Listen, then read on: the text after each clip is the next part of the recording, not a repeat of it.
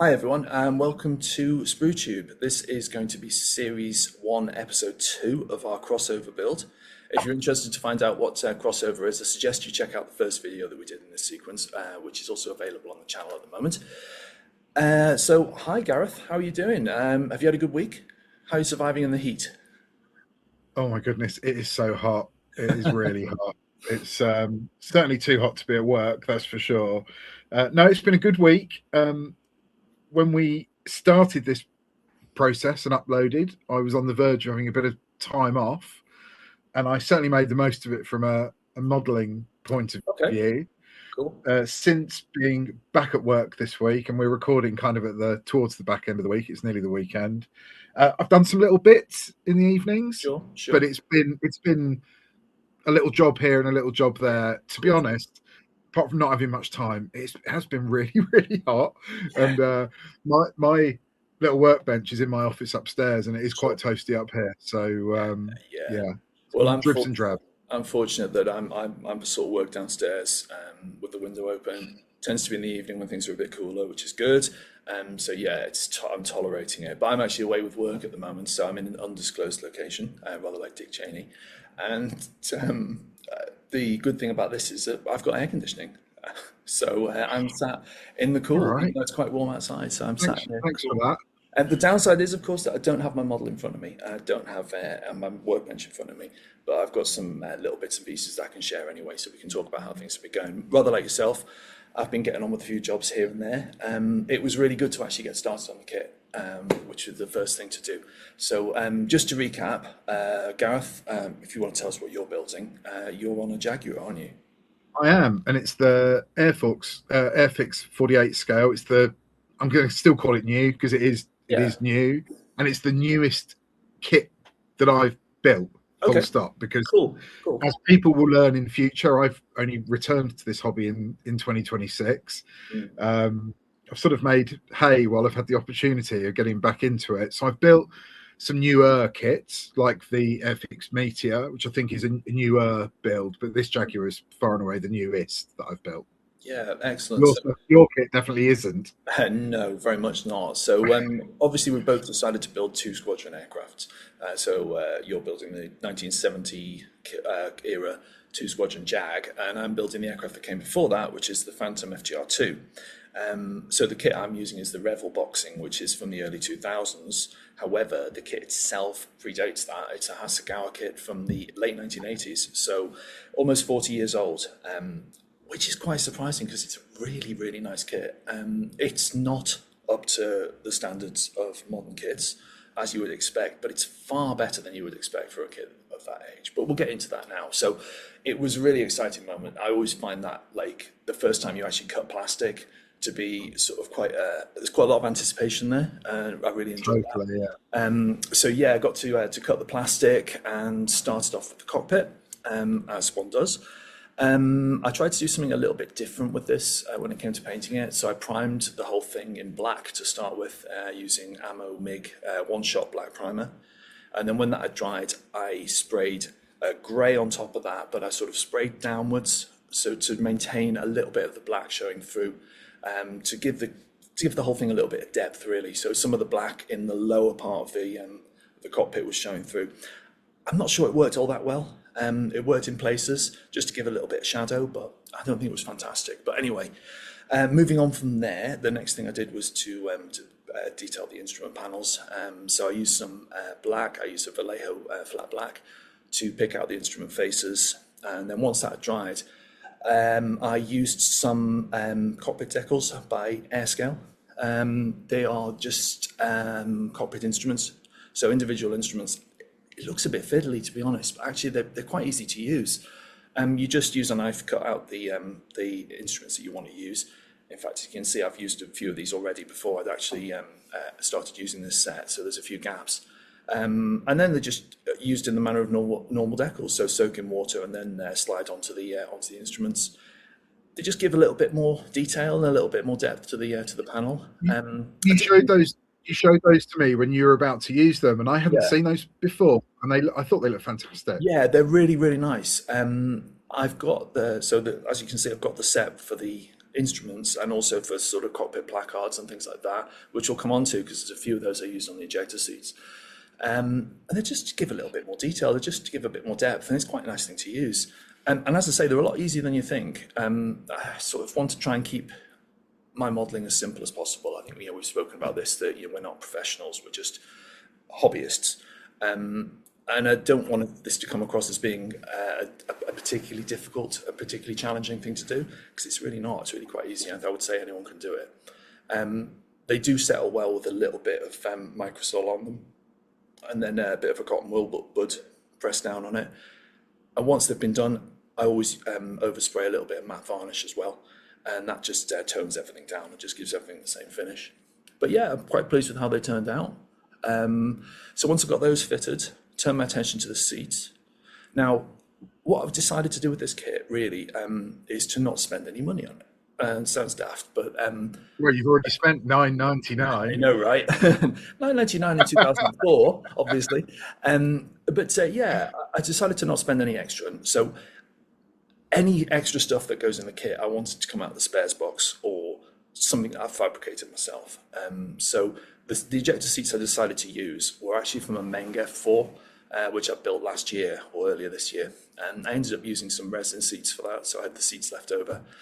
Now, I think there's a little bit of, there's quite a lot of references about ejector seats for F4s and ejector seats, particularly for RAF F4s. I'm not quite sure they were the correct mark, but they look good. And really at this point, it would just be very, very small differences. So I was quite happy to use those seats just because they look nice. They would just had a little bit more finesse, I think, than the original Hasegawa seats. So I used the Meng ejector seats as the basis for the seats in the aircraft. They're nice seats, but they're quite plain. They don't have any harnesses on them, for example. Rather than go and buy an Edwards set, which would have been probably the easier way to do it, I decided I was going to make my own seat belts for it. So I've watched a few tutorials on this on YouTube, and it's a really simple process. And I think the results are quite nice. So the first thing I did was to take some very thin strips of masking tape, as you can see. I've then taped those down onto the back of an old ruler just so I've got something to work with, and just painted them in a sort of a khaki brown as much as anything else. The next step is to get a thin piece of rectangular section styrene, so like a very thin strip, and I wrapped fuse wire around that. So made a tight spiral of fuse wire around this piece of strip. Once I've done that, the next stage was to use a modelling knife to cut each of the links in turn of the sort of the coil that I've made on the strip. When you've cut through all of them, you can just kind of slide the rings off, and then you end up with these sort of slightly rectangular section pieces of wire that are just about the right size. So then sort of spread them out on my desk and use the end of the knife to flatten them all so that they were rather more two-dimensional. And you end up with these rather nice buckles then. So the next step is to actually thread the seat belt, the painted seat belt, the masking tape, through the buckles. And they've got a really nice thing where you can just obviously fold the end over and seal it, so because it's adhesive itself. So for me, one of the benefits of this is you don't stick your fingers together using super glue, as you do with etched seat belts, which is definitely an improvement as far as I'm concerned. But yeah, after a little bit of threading, you come back with quite a nice result. And as you can see, I made up some shoulder straps and some lap straps for my seat belts and for my seats. They're probably not as good as an Edwards set, but they didn't cost me anything, and they're quite satisfying to make as well. So yeah, I used those seats. And that was the final piece of the cockpit. Really, after that, I'd stitched the aircraft together. Really, put the cockpit in and sealed the two halves of the fuselage. You can see the result there. I think that ejector seat tutorial was quite influential for you as well, wasn't it, Gareth? Did you end up doing something similar?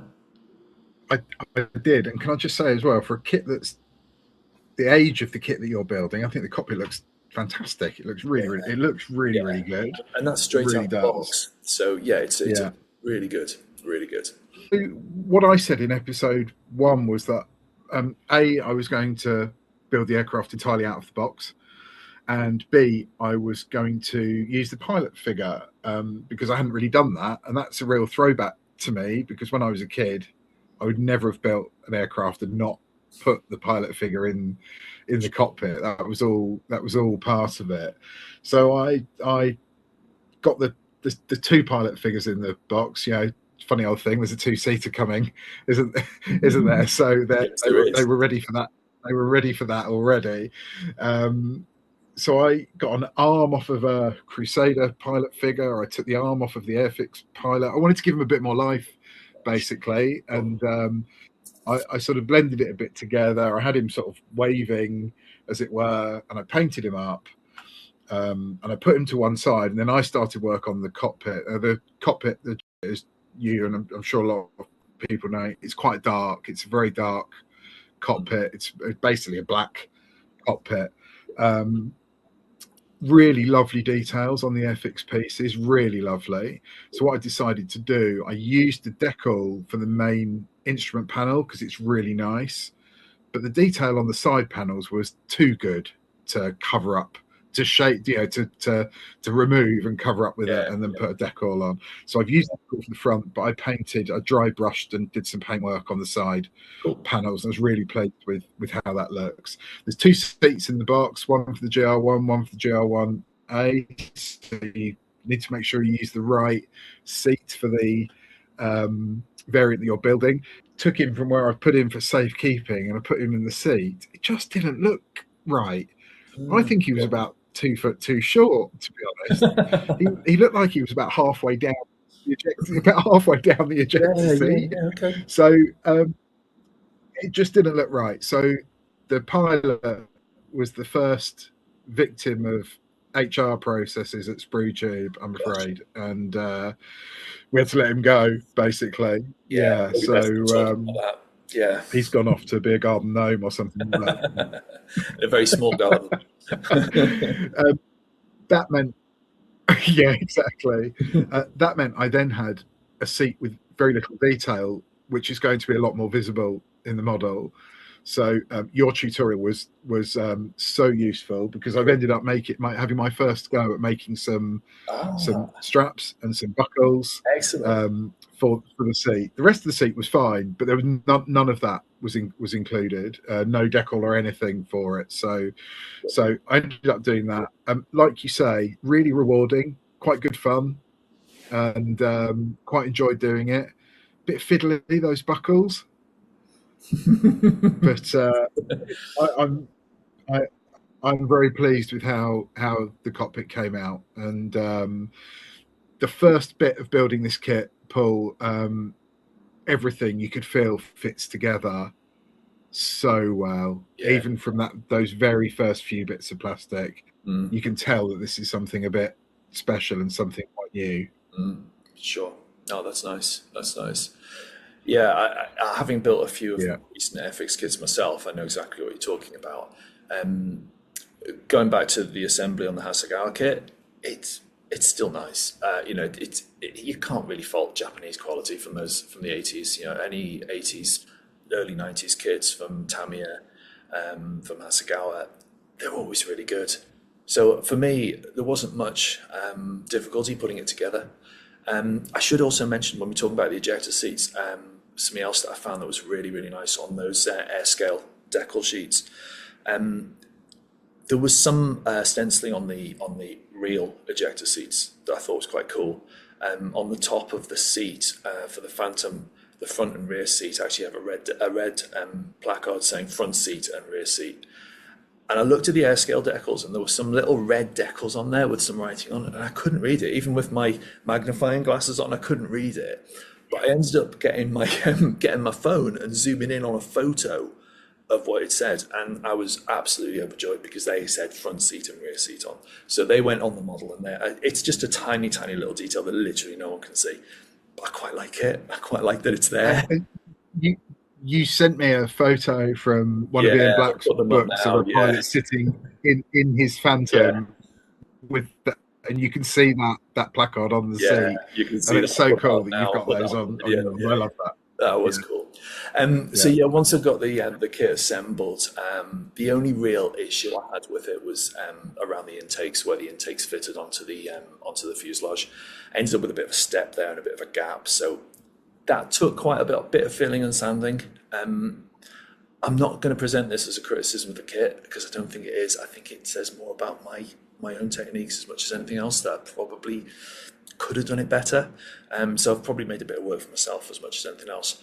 But that said, after quite a few sessions of filling and sanding, and I haven't really talked to you about this before, Gareth, but I always forget to a stage when I'm building models where I kind of feel like I've plateaued and I feel like I can't really go on. And it sounds stupid because it happened quite early in this build, but I'm like, oh, I just don't know if I can be bothered doing this. I've got to sit down, stand it down, sand it. And standing is a job that I really hate, but equally I can't live with it when I can see a seam that shouldn't be there. So I sort of feel like I've got to power through this and force myself through this sort of stage, this kind of like boring patch of the model. But I'm through that now, and I've got the primer on the aircraft. It's essentially complete, as you can see in the video here. But I've still got some detail parts to fit. But I feel some of them would be better fitted after it's been painted. So talking specifically about the splitter plates on the front of the intakes and the horizontal tail, because it's quite a complicated masking job to do at the tail around all the bare metal areas and the exhaust pipe pipes and things like that. So it's quite complicated, so it's actually better doing that separately. And I don't think actually adding those bits in after will detract from the finish at all. It won't detract from the finished article. Yeah. So I've got mine. This is where I am now. I've got the aircraft in primer, so ready for the next steps. But I think you've got a little bit further than me, haven't you? Well, this thing just went together like a dream, mate. Honestly, sure. I sat there, and before I knew it, I basically had a Jaguar sat in front of me, and I think the filler came, a tiny little bit of filler came out. Parts of it went together almost like Lego. Wow. They everything fitted together with such a positive. And I was dry fitting pieces and thinking, my goodness, this is just everything's fitting together so perfectly. I have a love-hate relationship with sanding and filling, not because I plateau and I don't like doing it. I just don't think I'm very good at it. Sure. I'm not very good at hiding seams and sanding things. So as you know, I recently built an ICM MiG-25, and I really struggled with that kit. It was beautiful, but the areas around the intakes, particularly the top of the fuselage, just didn't fit very well. Now I know from watching some other videos that possibly wasn't just me. I think it's quite a complex design and the way it fits together, but that left me with areas to clean up, which I just felt were a bit beyond me to get them looking how I would really have liked them to have looked. But no such issues with the Jag. She went together really quickly. I wanted to get some primer on her, and this is where my first and hopefully only disaster came. I was masking the canopy to so that I could put the canopy on to prime the aircraft. The front part of the canopy was absolutely fine, and I took the main part of the canopy off the sprue, and I promise you, was very gently sanding the residual plastic off, and it just cracked, and it's cracked all the way through, almost to the point that I could take the canopy, put the canopy into two pieces.